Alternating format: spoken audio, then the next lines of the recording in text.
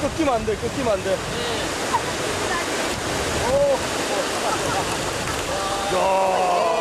여러 차례 시행착오를 거쳐 드디어 완성된 슬링 펌프. 쭉쭉 뻗어나오는 물줄기만큼 성공의 기쁨도 큽니다.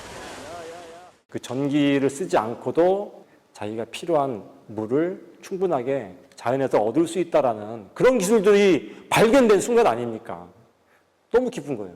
또 하나 기쁜 거는 이 조그만 거지만은 한번 시행착오를 거치면서 만들어낸 이 리버 펌프의 그 작은 노하우들을 이걸 기다리고 있는 모든 분들에게 모든 정보를 다 자신 있게 던져줄 수 있다는 그런 또 기쁨이 있어서 너무 좋았습니다.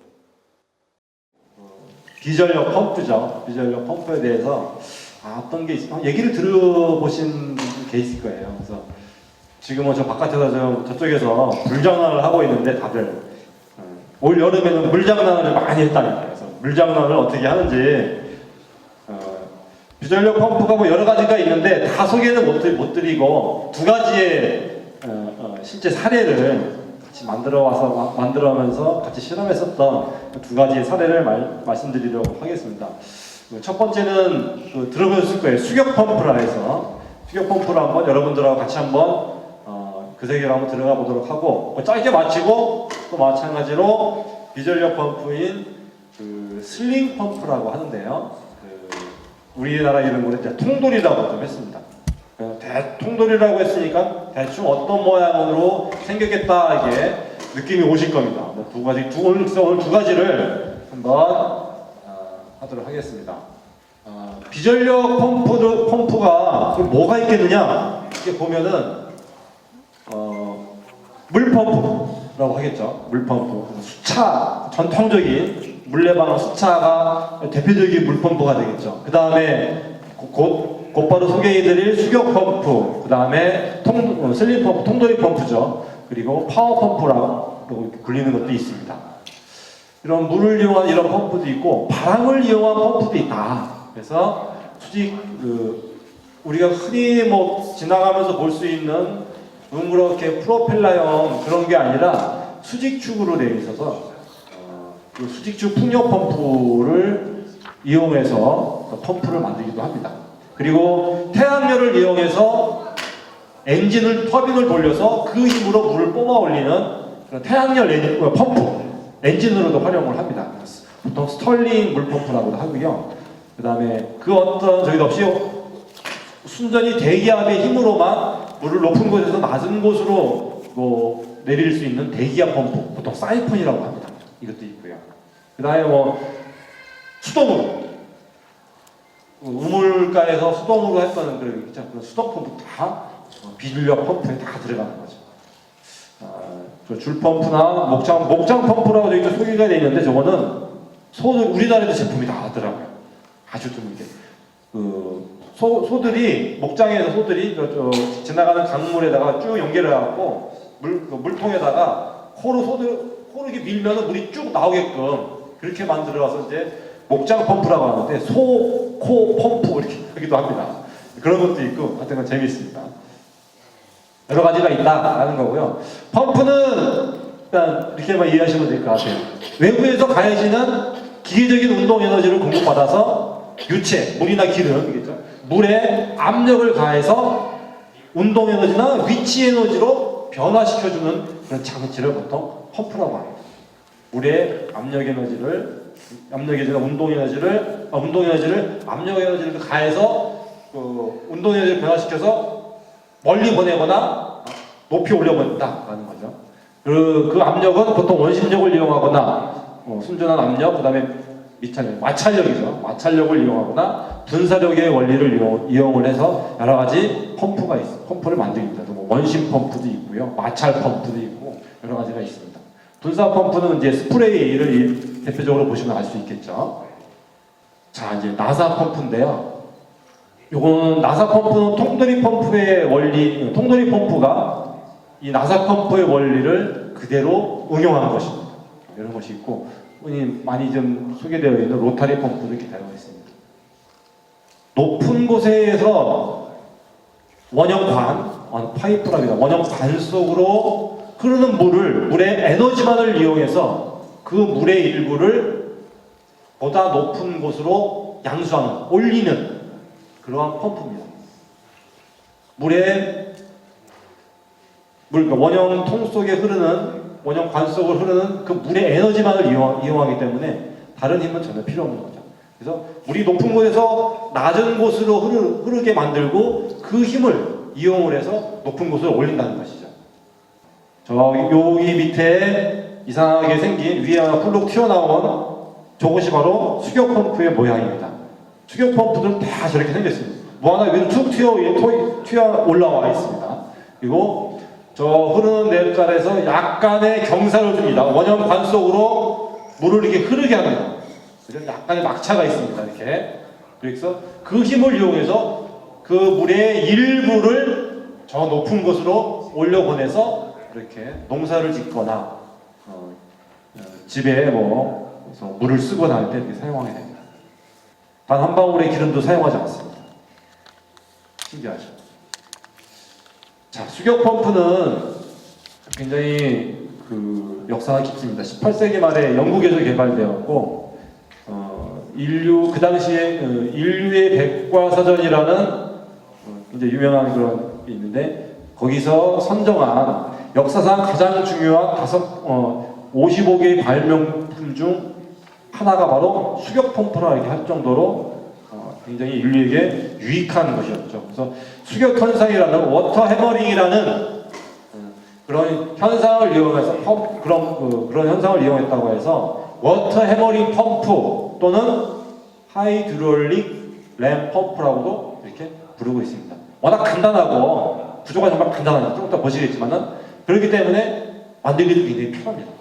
장단점은 그렇죠. 운전 비용이 없고 환경 오염을 전혀 일으키지 않습니다. 구조가 간단해서 누구나 만들 수 있고 고장나도 어디가 고장나는지 자기가 스스로 고칠 수도 있습니다.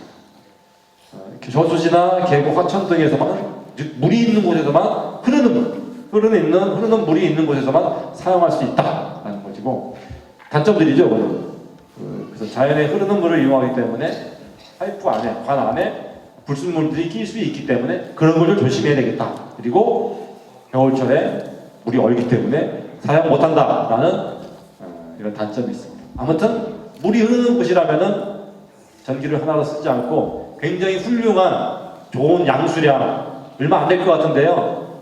굉장히 많습니다. 그 훌륭한 양수량을 얻을 수 있는 그런 펌프를 만들 수 있습니다.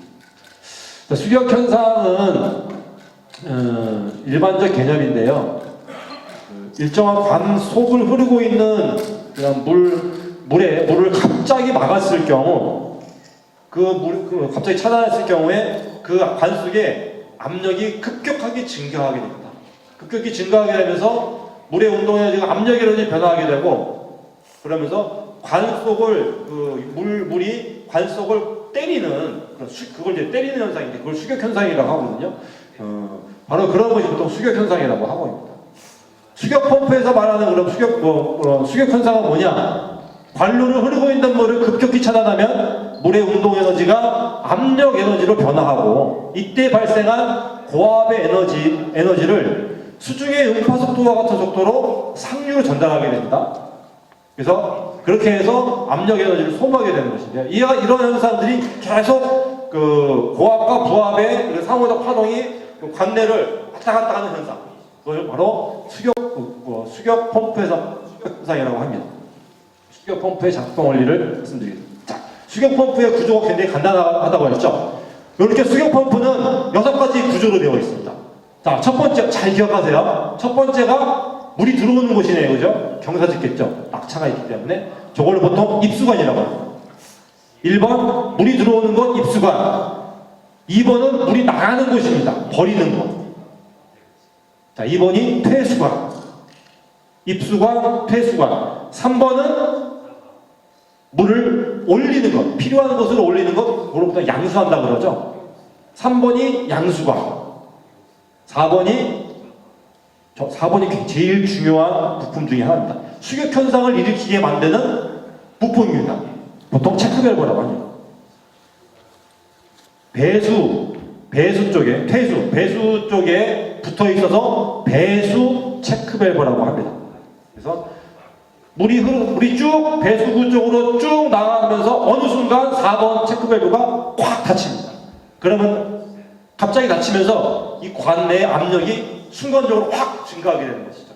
그것이 그 수격 현상을 일으키는 가장 중요한 부품인 거죠. 자, 4번이 배수 체크밸브. 자, 그러면은 5번은 뭐냐? 5번은 수격 현상으로 발생한 그 물을, 압력이 증가했으니까 더 이상 발생한 압력이 막혔으니까는 1번으로는 계속 밀려오고 4번은 닫혀있고 하니까 어디로 가겠어요? 위로 올라가겠죠. 그죠? 위로 올라가게 되는 거죠. 위로 올라간 물을 다시 내려오지 못하게끔 만드는 그런 체크밸브입니다. 역류를 방지하는 밸브를 많이 쓰는 것이죠. 그래서 5번을 양수하는 데 필요한 물을 닫아두는 그런 체크밸브라 해서 양수 체크밸브라고 불러요. 자, 1번 입수관, 2번 배수관, 3번 양수관, 4번 배수 체크밸브, 5번 양수 체크밸브. 그러면 이제 어느 정도 이해가 되겠죠? 그 6번은 뭐냐? 6번은 한번 위로 수격 현상에 의해서 4번이 닫히면서 수격 현상이 발생하면서 그 물이 5번을 통과하면서 위로 올라가는데요. 위로 올라가면서 다시 또 3번 양수관으로 보내기 위해서는 압력이 필요하거든요. 그 압력을 발생시키는 에어탱크, 에어 압력관이라고도 하고요. 에어탱크라고도 합니다.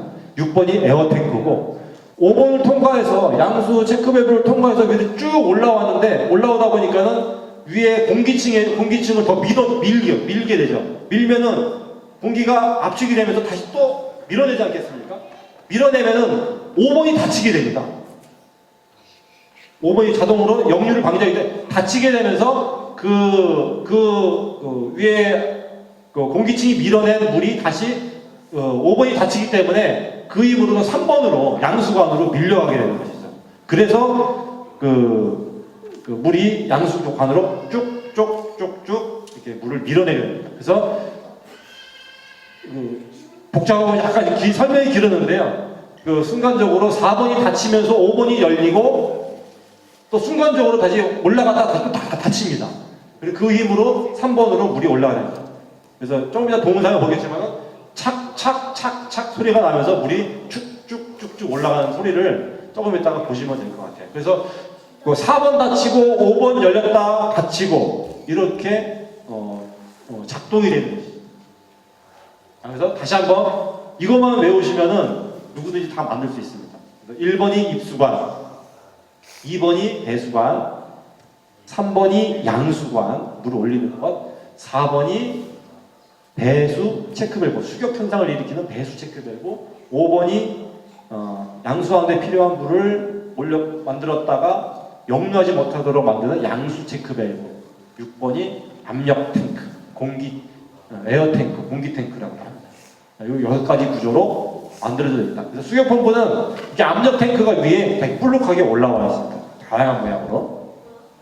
자, 이제 동영상을 볼 텐데요. 소리를 들어보세요.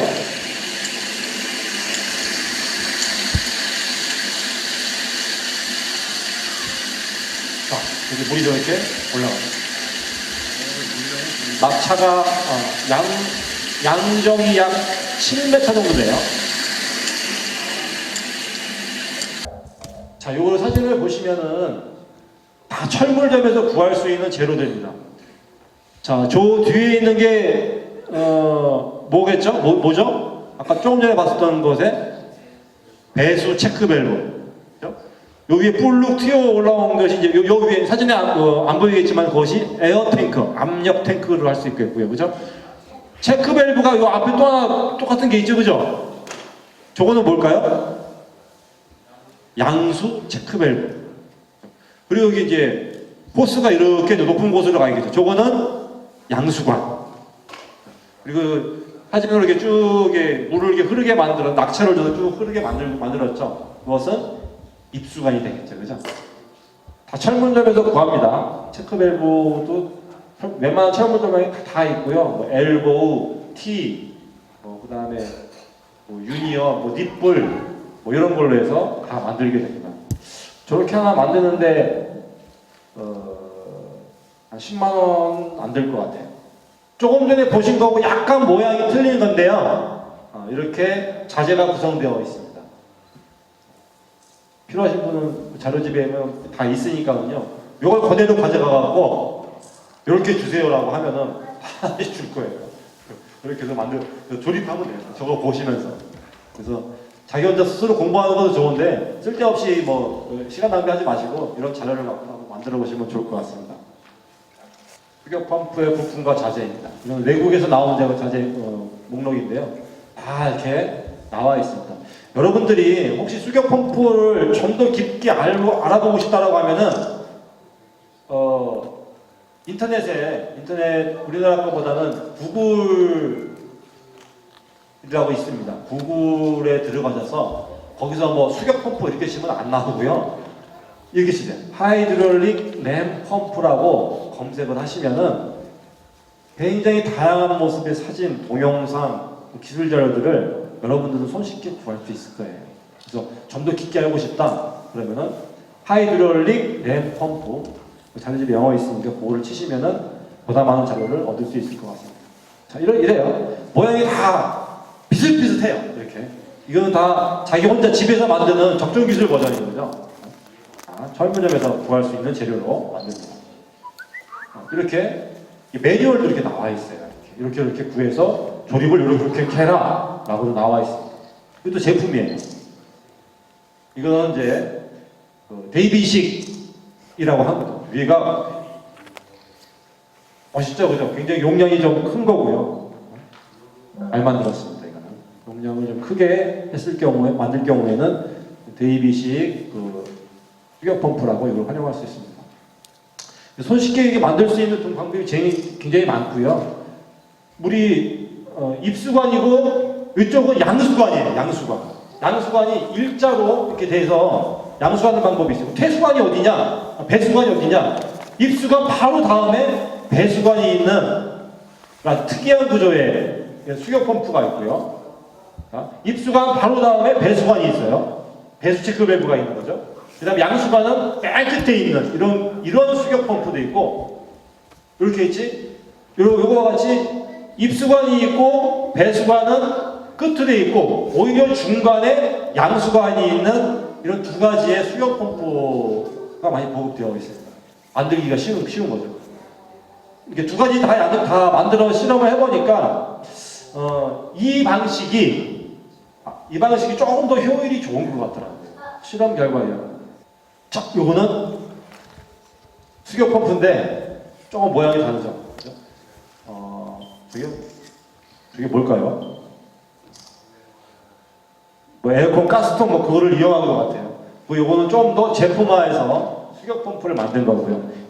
오른쪽이 입수관이 되겠고 왼쪽에 배수관과 더불어서 배수 체크 밸브가 달려 있는 거고 위에 에어탱크가 있습니다. 양수관이 들어가는 구멍도 보이고요. 다 똑같습니다. 이제 원리를 아셨으니까는 어떤 모양이든 간에 저게 뭐고 어디가 입수관이고 어디가 양수관이고 어디가 배수관이구나 딱 아실 거예요. 굉장히 크죠. 이런 식으로 이게 아까 보였던 데이비식 수격 펌프라고 합니다. 이걸 한번 보시면 수격 펌프는 이제 공부 끝입니다. 낙차와 양정. 수격 펌프는 만들었는데 입력관의 길이는 어떻게 되고 입력관의 직경은 어떻게 되고 양수관의 길이는 얼마나 돼야 되느냐 이렇게 궁금하실 것 같아요. 보통 수격 펌프에서 말하는 낙차는 일반 전기 펌프에서 말하는 낙차하고 좀 다릅니다. 이것보다 그거 보시기 낫겠다. 이게 일본 자료입니다. 일본 분도 계신데 일본에서 실험했던 경험입니다. 물에 저수조이죠. 원수라고 하죠. 우리 쭉 아래로 수격 펌프까지 흐릅니다.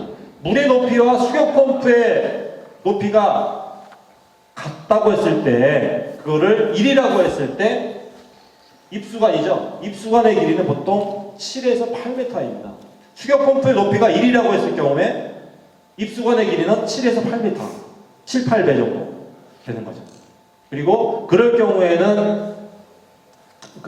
경우에 가장 좋은 효율을 얻을 수 있다고 하는 것이 일본에서의 오랜 수격 펌프의 활용 결과예요. 이렇게 되는 거죠. 그래서 다른 자료고요. 이렇게 수격 펌프 낙차와 양정의 길이를 이렇게 해주고 있습니다. 낙차가 더 높다 했을 경우에는 낙차가 더 관의 길이가 입수관의 길이가 더 이렇게 경사가 졌을 경우에는 7, 8배로 하게 되면 안 됩니다. 더 줄여줘야 되는 거죠. 길이를. 길다고 좋은 게 아닙니다. 그래서 그 적당한 길이를 다 설명드릴 수 없는데 그 자료에 보시면 다 나와 있습니다. 그거를 좀 보셔서 참고하시면 될 것 같습니다. 자, 이렇게 정리를 했습니다. 양정 배율이죠. 낙차와 양정의 비율인데요. 4배에서 20배가 되어야 자동 운동을 시작합니다. 아까 낙차가 보통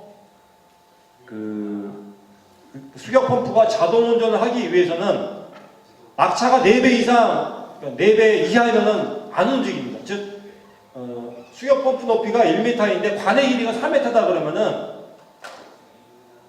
작동하지 않습니다. 수격 펌프는. 그래서 4배 이상이 돼야 되고 20배 이하가 됩니다. 20배 이상이면은 수격 펌프가 1m이고 낙차 입수관의 길이가 20m다. 그러면은 수격 펌프가 작동을 할 거예요. 근데 아주 느리거나 어떤 때는 작동이 안 될 수도 있습니다. 짧긴 짧은데 5m다 그러면은 입수관의 길이가 5m다 그러면은 굉장히 빨라요. 착착착착착 하는데 양수량은 굉장히 적습니다. 그래서 가장 좋은 효율이 일본의 경험에 의하면은 수격 펌프 높이가 1m, 낙차가 1m였을 때 입수관의 길이는 7m에서 8m의 경우 그때가 가장 양수량, 아까 노래전 생각 보였지만 착착착 하면서 가장 좋은 양수량을 얻을 수 있습니다. 그래서 4배 이하이거나 20배 이상이면은 수격 펌프는 작동하지 않는다. 이것을 이해하시면 될 것 같습니다. 자, 그다음 입수관과 양수관의 직경도 굉장히 중요합니다. 입수관, 물이 들어오는 곳인데 입수관하고 물을 뿜어올리는 것, 양수관의 직경입니다. 입수관이 25mm면은 양수관은 그 반이에요. 반 정도 돼야 돼요. 적어도 15mm는 돼요. 그보다 더 크면은 양수효율이 떨어집니다. 50mm면 조금 굵은 거죠. 50mm 파이프로 입수관을 만들 경우에는 양수 밸브는 그것의 2분의 1인 25mm, 20mm까지도 됩니다. 너무 작게 되면은 또 안 되는 거고. 그렇게 한다. 그래서 양수관은 입수관의 2분의 1이다. 이거를 외우시면 될 것 같아요. 그 다음에 양수 밸브도 체크 밸브를 말하는 겁니다. 양수 체크 밸브도 배수 쪽에 붙어있는 체크 밸브의 반을 사용합니다. 2분의 1까지. 배수 쪽의 체크 밸브도 설문집에 가면은 뭐 10K, 5K 뭐 이런 게 쭉 있어요. 그런 거 잘 고려하셔서 사야 되는 것이죠. 그래서 양수 체크 밸브가 50mm짜리다. 그러면은 배수 밸브 체크 밸브가 50mm다. 그러면은 양수 체크 밸브는 25mm 또는 20mm짜리를 사용하셔야 돼요. 양수 체크 밸브와 배수 체크 밸브를 똑같은 거로 50mm짜리로 다 사용한다 그러면 수격 현상이 일어나지 않습니다. 펌프가 안 돌아가지 않습니다. 그런 문제가 있다. 그래서 요거를 잘 고려해서 사용하시면 될 것 같습니다. 그 다음에 중요한 것이 압력 탱크, 에어 탱크죠. 에어 탱크가 가급적 길면은 짧으면 수격 현상이 안 들어요. 공기층이 별로 작으면은 밀어내는 힘이 약하기 때문에 수격 현상, 양수 효율이 좋지 않습니다. 그래서 적당한 길이로 공기층을 형성해줘야 돼요. 공기층이 일정 정도 형성되어 있어야 스프링 현상이 좀 더 좋기 때문에 밀어내는 힘이 더 좋아지는 것이죠. 요거는 양수 효율, 낙차와 입수관의 길이 설명드렸던 건데요. 그거에 따라서 효율이 조금 틀리다라는 걸 보여주는 것인데 요거는 자료는 참고해 주십시오. 이것도 마찬가지로 입수관 구경과 길이를 이렇게 표시해 놓은 것입니다. 자료 한번 좀 보시면 같아요. 이것도 마찬가지고요. 이것도 이제 수격 펌프, 입력관 구경과 양수관, 그 다음에 운전 수량, 그 다음에 양수 배율을 쭉 실험을 해보는 결과입니다. 그래서 이런 걸로 쭉 보시면은 입력관 구경이 클수록 양수 효율이 좋다. 뭐 이런 결과가 있는 거죠. 배수밸브의 개폐 횟수, 아까 착착 열고 닫히는 그 시간이 빠르다고 좋은 게 아니라는 것이죠. 오히려 빨랐을 때, 체크밸브가 열고 닫히는 속도가 빨랐을 때 양수량이 오히려 적어진다는 것을 이렇게 좀 알 수 있습니다. 처음에 물을 쭉 끌어내릴 때 항상 물을 끌어올리는 그 물은 항상 물 속에 담겨 있어야지. 이거는 그 양수관의 끝 부분을 얘기하는 거죠. 양수 파이프로 물을 쭉 높은 것까지 올리는데 아까 동영상에서 본 것처럼 사진처럼 물을 쭉쭉 나오게 그렇게 하는 것이 아니라 거기에 일정한 수조나 이런 걸 담아와서 물 속에 담아주면 양수 효율이 더 좋아진다고 합니다. 그래서 저렇게 물 속에 물 속에 담가 놓으면은 좀 더 좋은 양수 효율을 얻을 수 있습니다.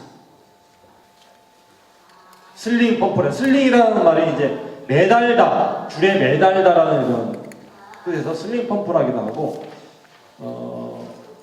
또 이제 주로 이제 강에서 주로 쓰기 때문에 뭐 리버 펌프라고도 듭니다. 강 펌프, 뭐 슬링 펌프. 근데 우리나라에서는 좀 용어가 좀 그래서 모양이 통이 막 돌아가는 그런 걸 따갖고 통돌이 펌프로 일단 보였습니다. 이 통돌이 펌프의 모습입니다. 이런 모습도 있고. 이건 스웨덴에서 만든 제품이고요. 요거는 미국에서 만든 라이프사의 슬링 펌프입니다. 이렇게 거기 미국에서는 리버 펌프라고도 부르네요. 요것도 통이 약간 비슷한 거는 빼고 통이 있고 앞에 프로펠러 있고 그 앞에 양수관이 있는 거 딱 요거죠.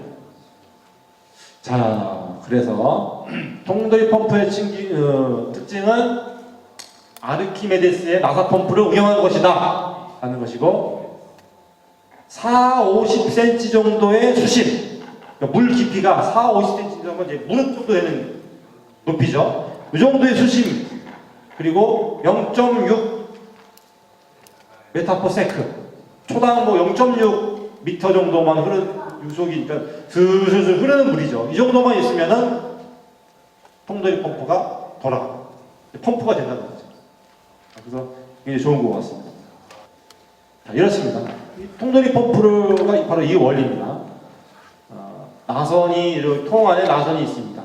돌리게 되면은 그 나선을 따라서 쭉 물이 조금씩 올라가게 되는데요. 좀 더 보기 쉽게 하게 되면 이런 원리입니다. 돌립니다. 그러면은 물이 대기압에 의해서 물은 꼭 관속을 따라서 흐르지 않고 아래쪽에 머물게 되면서 배출구 쪽으로 빠져나가게 되는 거죠. 이것을 통 안에다가 그냥 파이프로 감은 거예요. 이런 식으로. 자, 그럼 어떻게 만드느냐? 설치 조건은 금방 말씀드렸죠. 수심 40cm, 40cm에서 50cm 이상이면 된다. 그리고 느리게 흐르는 물이면 된다는 거고요. 기본 구성은 날개가 있어야 되는 거죠. 통을 돌려줄 날개와 고무통, 그 다음에 양수 파이프를 연결할 각종 엑셀 파이프, 그 다음에 폴리에틸렌 호스, 고무 호스, 그리고 가장 중요하다고 할 수 있는 스위벨 커넥터, 5가지입니다. 스위벨 커넥터라고 철문영어로 달라고 그러면은 몰라요. 근데 회전자라고 있습니다. 밸브 가게에 가면은 큰 철물점에 있는데 동네 철물점에는 없을 수 있어요. 그래서 밸브 가게 가서 회전자라고 달라고 하면은 줄 겁니다. 못 알아듣는 분도 있긴 한데 잘 없죠. 그래서 그게 5가지: 날개, 고무통, 엑셀 파이프, 그 다음에 고무 호스, 그 다음에 회전자 5가지로 구성합니다. 자, 고무통은 120리터짜리 플라스틱 드럼통이나 비슷한 크기의 시장에서 많이 파는 그런 고무통을 사용하시면 되고요. 보다 많은 물이 필요하다고 했을 경우에는 좀 더 큰 통, 200리터짜리 드럼통을 이용하셔도, 고무통, 200리터 고무 드럼통이 있습니다. 그거를 좀 해주시면 될 것 같습니다. 이용하시면 될 것 같아요. 그리고 프로펠러를 달아야 되는데 프로펠러가 플라스틱을 사용할 수 없거든요. 물에 힘을 받게 되면 쉽게 깨져요. 그래서 깨지지 않게 해서 금속 제품을 사용하는데 이렇게 무겁잖아요. 그것이 프로펠러가 물속에 가라앉지 않게 하기 위해서 그렇게 스티로폼을 이용해서 프로펠러를 거기다 부착하고 있습니다. 그래서 저렇게 사용하기도 하고요. 이렇게 프로펠러를 부착할 스티로폼을 만들었습니다. 요거는 그 고무통 통의 뒷면입니다. 뒷면에 일자 형태로 이렇게 해서 구멍을 내줬어요. 저쪽으로 물이 들어가게 됩니다.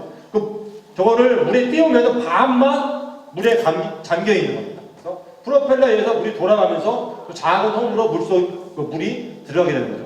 동그랗게 뚫어야 되는데 동그랗게 뚫으면은 작은 물고기나 그런 게 들어갈 수 있잖아요. 불순물들이 들어갈 수 있기 때문에 가급적 일자 형태로 이렇게 뚫어주는 것이 동그랗게 뚫어주는 것보다 더 낫겠죠. 이렇게 뒷면 모습입니다. 회전 날개는 물에 힘을 받아서 통을 돌려주는 역할을 하기 때문에 통의 직경보다 커야 됩니다. 통의 직경이 50cm인데 프로펠러가 뭐 40cm다 그러면은 잘 안 돌아가요. 그래서 통의 직경이 50cm일 경우에 프로펠러의 직경은 60cm, 70cm 정도는 돼야 됩니다. 그래야 통이 돌아갑니다. 이렇게 아래에 있는 통의 직경보다 큰 프로펠러를 만들었습니다. 우리나라에는 이 통돌이 펌프에 딱 맞는 날개가 없습니다. 그래서 어떤 걸 썼냐면 환풍기 날개를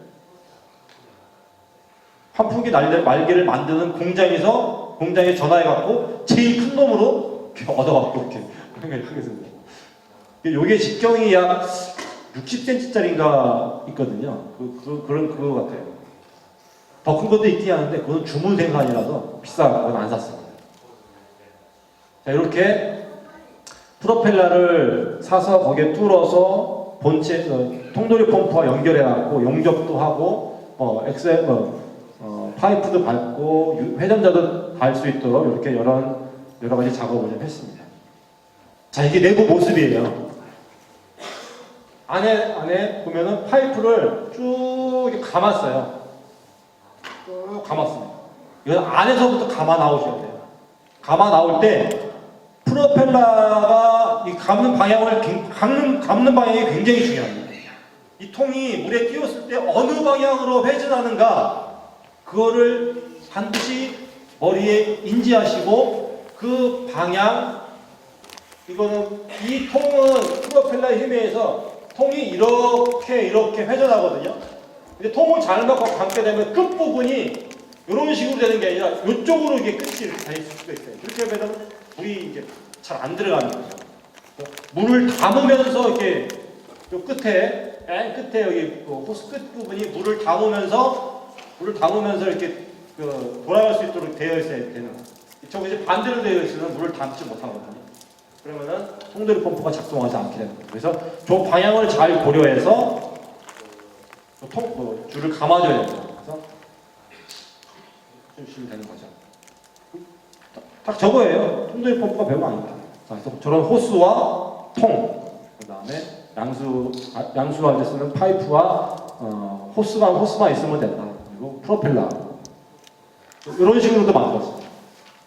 조금 전에는 수도용 그런 PE 파이프를 이용했는데 요거는 난방용으로 쓰는 거 있잖아요. 바닥에 엑셀 파이프라고 또 많이 들으실 거예요. 엑셀 파이프를 이용을 해서 이렇게 똑같은 방식으로 안에를 감았습니다.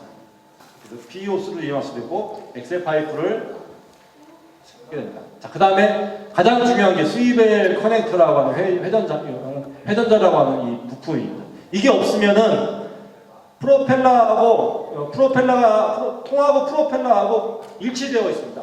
그런데 앞에 호스로 물을 끌어올리는 양수 호스가 있어야 되는데 그 호스도 같이 가게 되잖아요. 그러면은 호스가 꼬이게 되잖아요. 그거를 방지해 주는 거예요. 그래서 그것이 바로 이제 스위벨 커넥터인데, 그래서 그게 없으면은 양수하기가 불가능하죠. 그래서 꼬이지 않도록 해주는 아주 중요한 밸브이다. 통돌이를 실제로 이제 실내물에서 작동하게 하려면은 통돌이의 펌프의 반이 물속에 잠겨야 합니다. 그래야 펌프가 회전하면서 통이 회전하면서 퍼올리기를 시작합니다. 만약 통 전체가 물속에 잠기면은 통 안에는 공기층이 형성되지 않고, 그래서 대기압의 영향을 관 속으로 흐르는 반만 차에 있는 물에 대기압의 영향을 받지 못하기 때문에 퍼올리기가 중단됩니다. 그래서 통이 가라앉지 않기 위해서 통 앞쪽과 뒤쪽에는 적당한 크기의 스티로폼이나 내지는 공기 튜브 이런 것들을 부착해 주는 것이 반드시 필요한 제작 과정 중에 꼭 들어가야 될 사항입니다. 자, 마지막일 것 같은데요. 통돌이 펌프의 그런 규격과 성능입니다. 저는 시장표 통돌이 펌프를 만들어 봤습니다.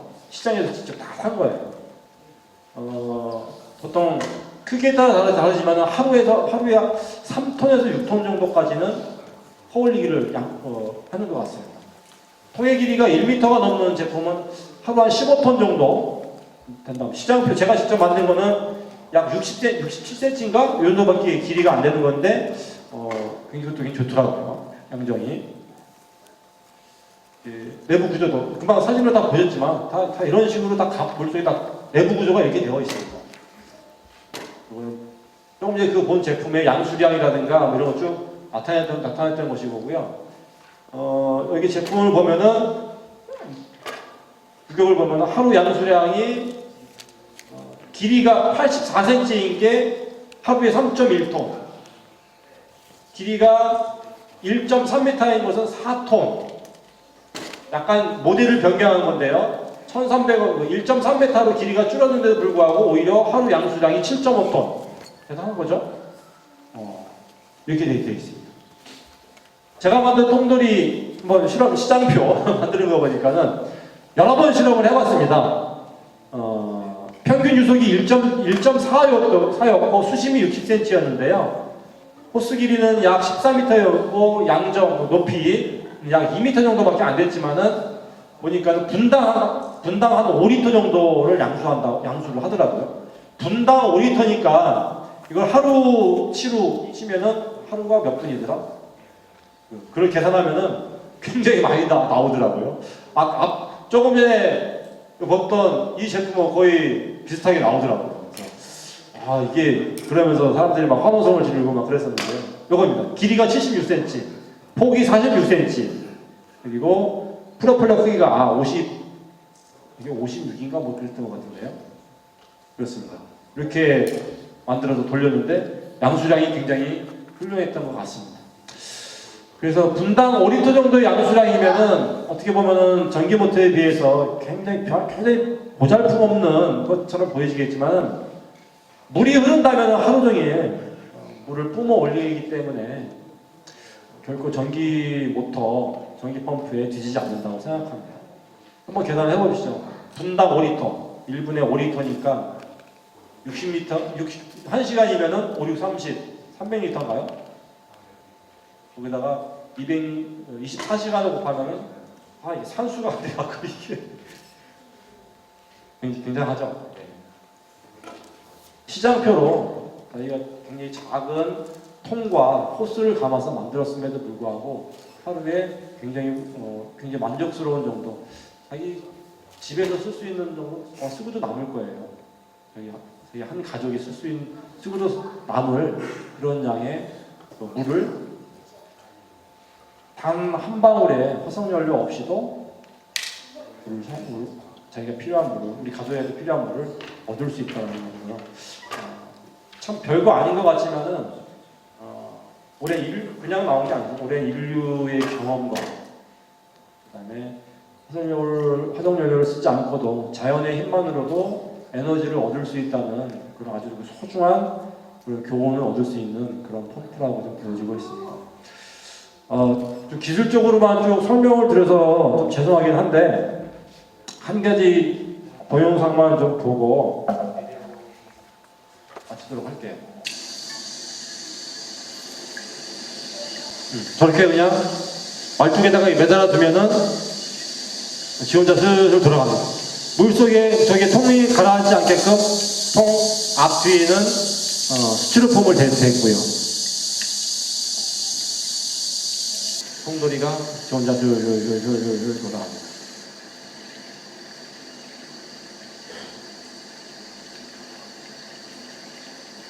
좋은 주변의 조건이 되면은 그런 조건 적극적으로 활용한다고 하면은 나름대로 쏠쏠하게 생활상의 그런 재미도 있을 것 같고요. 그만큼